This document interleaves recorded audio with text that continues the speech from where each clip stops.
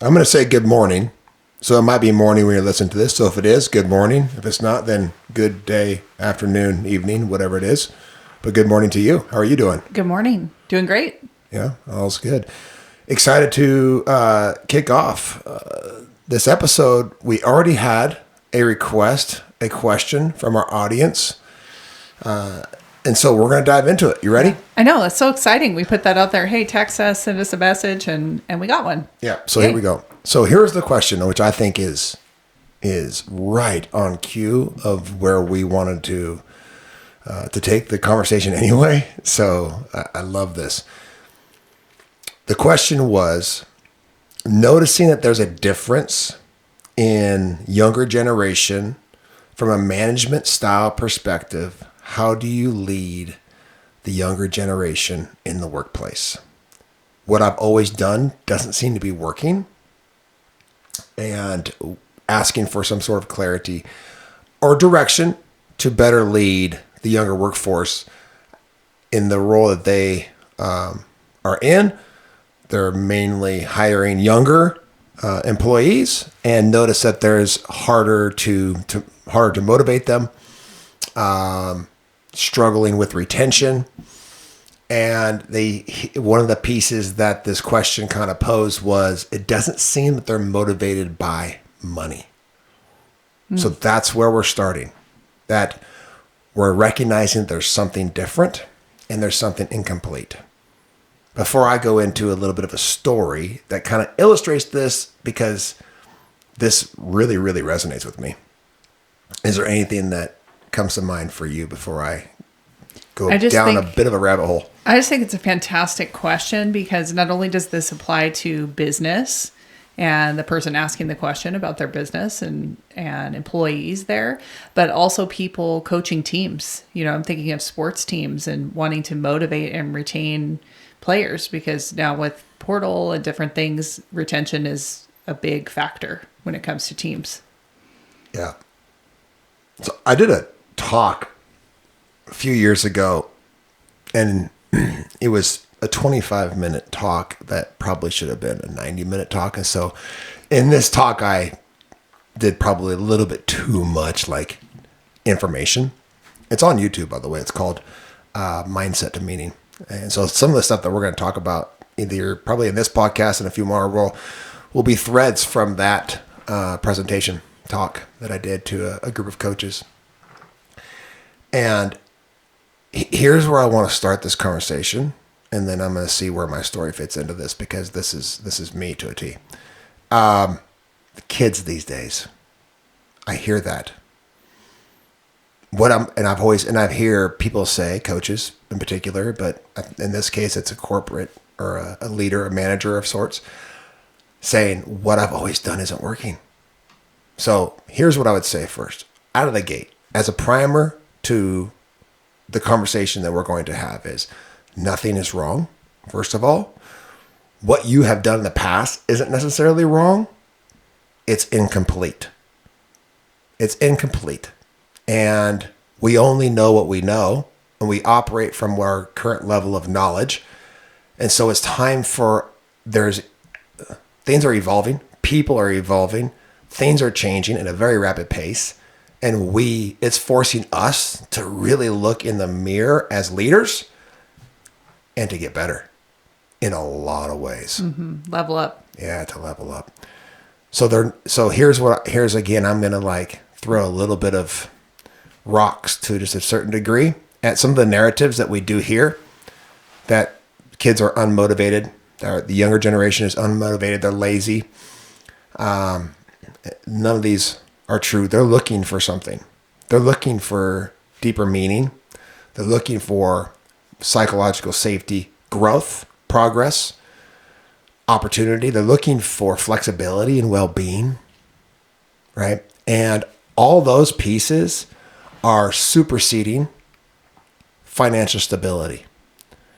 Financial stability still has to be there, but if it's only driven by just money, retention is going to struggle. So if you relate this back to sports for a moment, if it's only driven by playing time or by just the performance on the field, and it's not driven by all the other factors of psychological safety, of culture, of vision, of meaning, purpose, belonging, clarity, growth, well-being, flexibility, autonomy, choice, exploration, all of these things that we can talk about. And we probably will, maybe not all of them in detail, but we'll probably hit on them in a certain realm. Then the money is not going to be enough of a motivator. And this is legitimately the way I look at it. And if you guys don't know this as listeners, like one of the things I love to do is I love to study the unfolding, the growth, the unhiding is another word I like to use for it, of consciousness. Like, how are we growing as an individual consciousness within ourselves? How are we growing as a collective within our family, our team, our organization? How are we growing as a community? And you can see themes and threads happening where if we look at it without knowledge, without understanding of how that growth is actually unfolding, we can look at it like something is wrong because it's changing and it's different. And that kind of poses a little bit of uncertainty, right? That causes, it feels like a little bit of a threat. So let me tell a story real fast that I think is going to help to launch all this conversation. When I left coaching back in 2015, I left my collegiate coaching profession and I went on this mission of understanding the heart, understanding the mind, studying with everything from Navy SEALs to neuroscience specialist to perception and memory specialist, and 10 different certifications later. What I came back with was like, oh my goodness, I didn't know what I didn't know. If I, this version of me today, would have walked into that office all those years ago, let's say 10, 12 years ago, let's say, I would have been like, what is he talking about? We just got to figure out how to get, tougher. We got to be whatever, right? And I coached personally from a level of fear, a level of lack. I coached with a ton of intensity, had a ton of passion. I loved my players. It didn't always come across that way.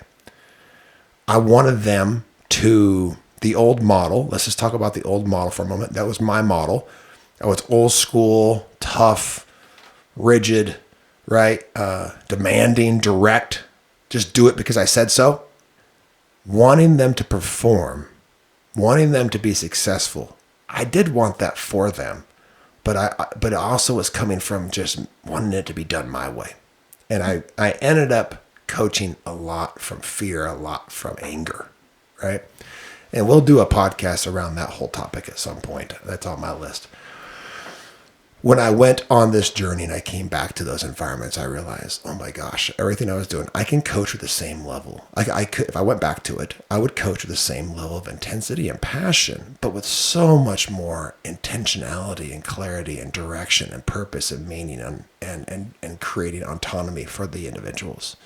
So I tell that very quick story because I think it's in alignment with the question of what I've always done in the past isn't working anymore.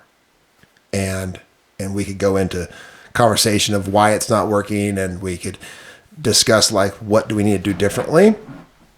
But first I just want to give you the opportunity to reflect upon just that initial conversation. Well, I'm sure a lot of people listening can relate to that story, especially those that have led from that same place, that have led with that same style, and are noticing that things are changing. And I think it is exactly what you said. People are looking for a sense of belonging. They're looking for meaning, purpose. We're evolving as human beings. And the amount of information that's available online to us as far as the opportunity that we see for employment and ways to make money, lifestyle, all of those pieces, there's so much more there and such a bigger picture that I think it makes complete sense that people wouldn't be motivated by the same things that they were 10, 20, 30 years ago. Yeah. And we'll talk a little bit too about that about the amount of information and actually some of the problems that can pose as well. But the thing I want to talk about, just want to start with, is it's not a motivation problem, it's a system problem. And let's just take a moment to create a picture in our mind of how we can like orchestrate that system, or how I have built a lot of our content and systems and the behind the scenes knowledge that drives it. I'm going to just very surface level to have this conversation. If we were to simplify the basic human needs / desires, okay, fundamentally the only actual need we have for survival is warmth, touch at a young age, warmth, food, water, like shelter of some sort, like those basic physiological needs. The next tier up is connection. So people want to feel connected. They want to feel a part of something. Third tier up is autonomy, choice, this ability for an individual to know, where do I fit? What is my role? What makes me unique? Right? So that we could talk about role clarity and things like that, right? I'm going to go back for a moment. In the connection piece, if you know who you are, your identity as a corporation, as a sports team, as a family, people then can figure out, oh, that's the identity, that's the mission, that's the vision, that's the standards that one lives by. That's how we hold each other accountable to those standards. That is going to help them to see where they fit, which creates the next, the third phase, which is role clarity. This is where I fit for now. This is the role that I'm in. If I master this role, it's going to potentially turn into more opportunity later. The highest vantage point for any corporation, for any sports team, for any environment at all is meaning. Meaning / purpose. To make it to where our lives have something of more intrinsic value than just the production, than just the performance, than just the winning and the losing or the money. So when we look at all of that, I think that looking at what is no longer working or what's incomplete is we need to look at the entire human being and the experience of being human. And what are the needs? Sure, that's a foundation. That's like a no-brainer, right? Of course, you're going to make X amount of money for doing X job, right? Cool. Yeah. Great. But then beyond that, how are we creating the connection, the culture? How are we creating the role clarity and the accountability around that role clarity? How are we creating that and tying that back to some form of meaning and purpose, even if it's just intrinsic growth? When I'm we just did a team call this morning with one of our companies. We have a residential painting company. We are 4 to 5 crews, depending on the day and the week and the job structure. And I'm adamant about them understanding that they're here to grow as people first. And we're very intentional about sharing the vision, sharing the mission, sharing who we are, the standards that we live by, how we hold ourselves accountable to them, how we hold each other accountable to them, how we communicate, how we get feedback, how we're growing. All of those things have nothing to do with how much money somebody makes. So that's the first place I think we need to start, is to just look at that from 10,000 feet and say, how versed are we as leaders at understanding the human experience, understanding what is actually behind, and we can talk later about motivation and different things like that. But I don't believe that our generation is lazy. I don't believe that they're weak. I believe that they are trying to survive in the world that we've created. I feel like whether because of the amount of information that they're digesting or social media, that they're semi-disconnected. And so then it becomes our job to cast that environment, to create that environment that fundamentally everything that we talk about is about creating an environment of psychological safety, where they feel safe to grow, to take risks. They also see that there's this opportunity for them to fulfill these greater, where it kind of goes from needs to desires, this desire for connection, the desire for choice and autonomy, to what makes them irreplaceable or makes them unique. What is their specialty role? and then their desire to pursue meaning in life. Thoughts about that, please? Anything that come to mind? Yeah, I'm just thinking about the model of getting through the day in whatever, career path somebody chooses or business or otherwise, just not feeling fulfilled or connected to the work or the environment that you're in, but just kind of going through the motions. I think that's what younger people are not wanting to experience. They want to feel like they're a part of something and that what they're doing is meaningful. Mm-hmm. So we just had an employee just this morning quit, actually, in the other company I was speaking about. And it instantly made me think we didn't do a good enough job of casting the vision. We didn't do a good enough job of helping them see that this profession, in this case, painting homes, has a ton of opportunity for growth. So I immediately, when I heard that somebody only spent 2 weeks with us, I thought to myself, we failed. Easily to go project onto them, oh, well, they must be lazy. They don't really actually want so. Oh, well, no, we didn't lay down the proper roadmap for them to see, like, oh, this place is different. I'm going to be supported here. I'm going to be pushed to grow here. I'm a part of something bigger. Which then brings me back to culture is the new compensation. Mm-hmm. Culture equals retention. Yeah. People look at compensation packages for employees, or maybe it's even in recruiting for college athletics. Here's the package. You're getting, your tuition, your books, meal plan, plus whatever. Some extra sometimes, depending on the level. Yeah. Right. Here's all these things, these tangible things, but it is the intangibles. It's the experiential piece of it, the culture, the meaning, the vibration, the energy. Yeah.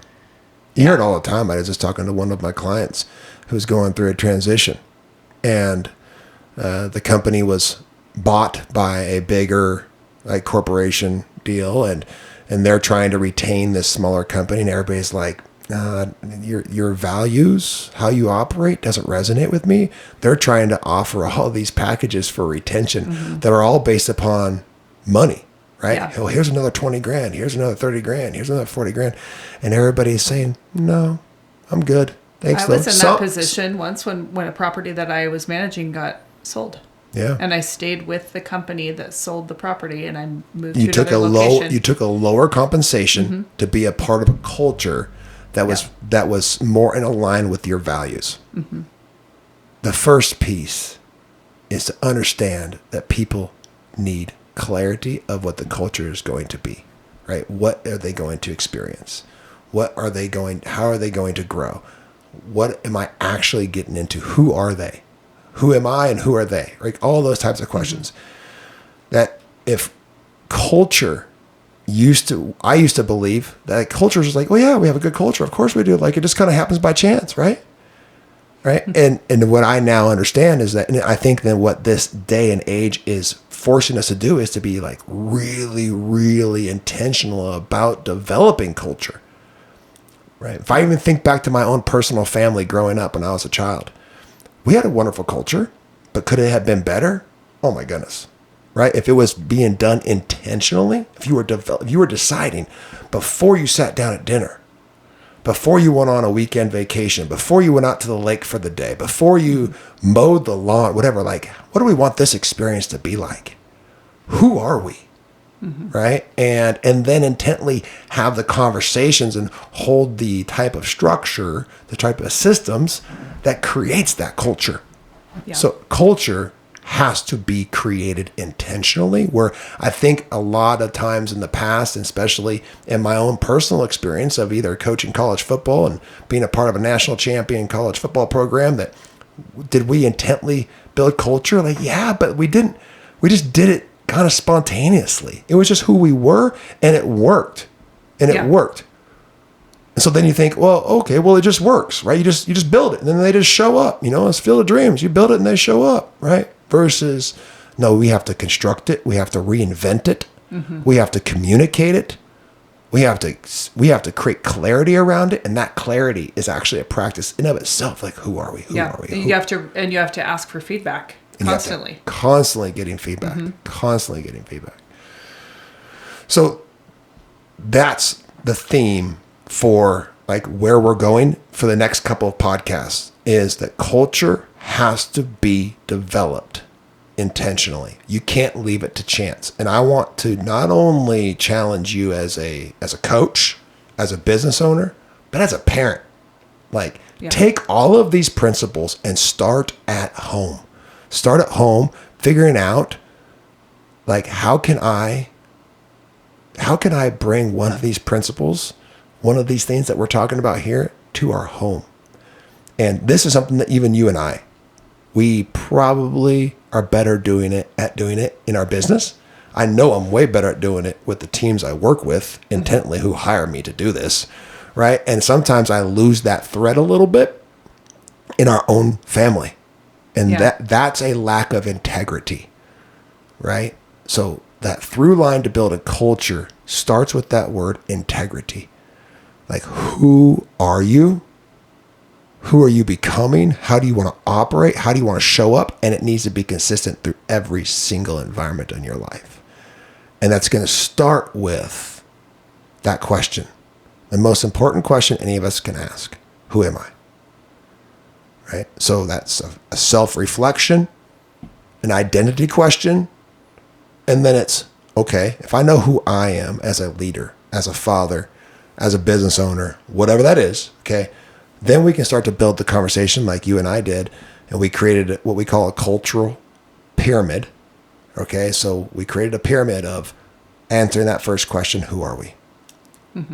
Who are we outside the fact that we're in a relationship and as a family and created identity? So that's us launching this kind of series of podcasts. I don't know how many episodes this is going to take us to kind of get through, or where we're going to take this conversation and where it leads next.